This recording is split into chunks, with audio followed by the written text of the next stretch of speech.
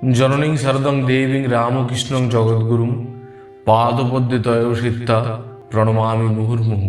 আজকে পাঠ করব শ্রীমৎ স্বামী গম্ভীরানন্দজি রচিত শ্রী মা সারদা দেবী পর্ব 15। জ্যেষ্ঠপুত্র প্রসন্ন যাইলেন জীবটায়, বড়দা প্রসাদ আশ্রয় পাইলেন শিহরে শ্রী হরেরাম ভট্টাচার্যের গৃহে, এবং কনিষ্ঠ অভয় ওই গ্রামে মাতুল গৃহে থাকিয়া অধ্যয়ন করিতে লাগিলেন। শ্রীমাও হয়তো জননীর ক্লেশ ভার লাঘব ও পতি সেবার জন্য দক্ষিণেশ্বরে চলিলেন, এবং তথায় উপস্থিত হইয়া শাশুড়ির সহিত অল্প পরিসর নহবতে আশ্রয় লইলেন। দক্ষিণেশ্বরের স্বাস্থ্য তখন খুব খারাপ, বর্ষাতে প্রায়ই আমাশায় হইত। শ্রীমা অচিরেই ওই রোগে আক্রান্ত হইলেন। শম্ভুবাবু তাহাকে নিরোগ করিবার জন্য বিশেষ যত্ন করিলেন, কিন্তু কোনো ফল হইল না। শ্রীমা তথাপি শাশুড়ি ও পতির সেবা ছাড়িয়া অন্যত্র যাইতে চাহিলেন না। সুতরাং অসুখ লইয়াও তিনি আরও 1 বৎসর ওইভাবেই কাটাইয়া দিলেন। অবশেষে কিঞ্চিত আরোগ্য লাভ করিয়া তিনি পিত্রালয়ে চলিয়া গেলেন।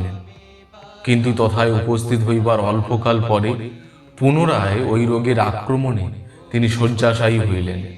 এমনকি রোগ এত বৃদ্ধি পাইল যে জীবন রক্ষা সংশয়ের বিষয় হইয়া উঠিল।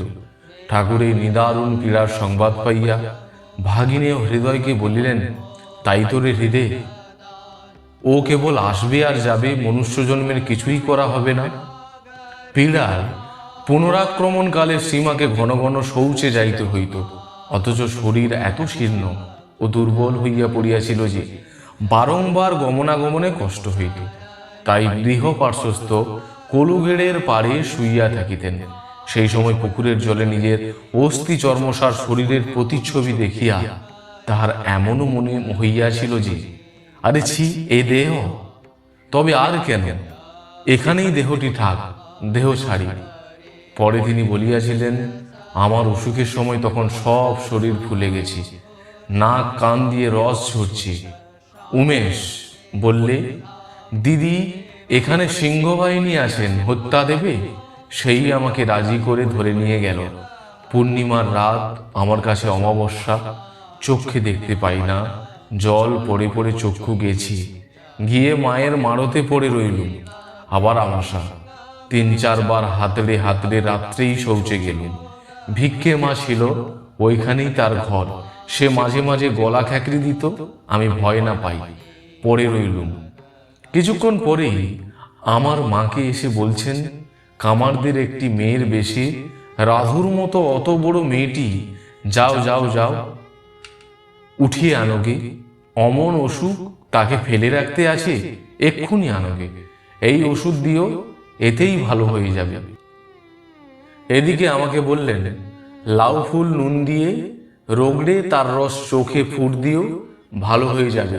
তারপর মা যে ওষুধ পেলেন তাই নিলুম, আর লাউ ফুলের ফুট চোখে দিলুম। দিতেই যেমন জাল টেনে আনে, অমনি চোখের সব ময়লা টেনে বের করে দিল। সেই দিনই চোখ ভালো হয়ে গেল, আর শরীরের সব ফুলো টুলো কমে গেল, বেশ ঝরঝরে হলো, সেরে গেল। যে জিজ্ঞাসা করতো বলতুম, মা ঔষধ দিয়েছেন।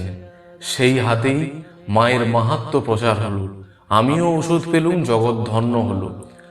আগে আগে মাকে অত কেউ জানত না। আমার খুড়ো মায়ের ওখানে হত্যা দিয়েছিলেন, তাকে কিন্তু এমন ডেও ছেড়ে দিলেন যে টিকতে দিলে না।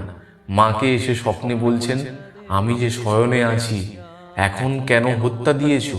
ও বামুন মানুষ, এসব জানে না, যাও যাও, উঠিয়ে আনোগে। মা বললেন, এত কথা বললে আর ঔষধটুকু বলে দিলেই তো হতে।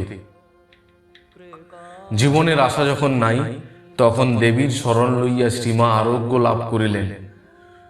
জগৎবাসী ইহাতে প্রত্যক্ষ প্রমাণ পাইল যে দৈবী শক্তি অমোঘ, তবে সে শক্তির আশ্রয় গ্রহণ সকলের সাধ্যায়ত্ত নহে।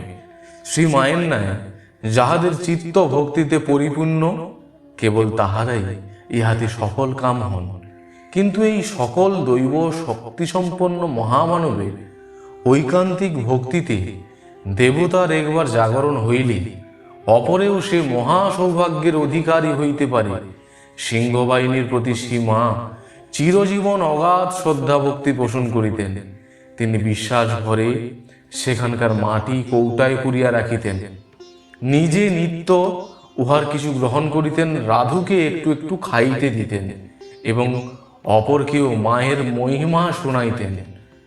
শ্রী মায়ের এই আরোগ্য লাভ দর্শনে আশান্বিত দূর দূরান্তরের বহু লোক মানত করিয়া সিদ্ধকাম হওয়ায় এবং দেবী স্থানের মৃত্তিকা প্রয়োগে রোগমুক্ত হওয়ায় তথায় বহু ভক্ত আসিতে লাগিল।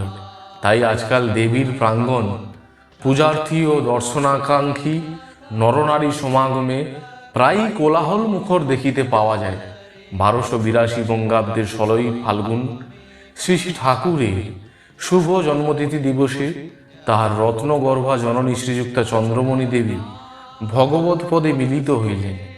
তখন তাহার বয়স 85 বৎসর হইয়াছিল।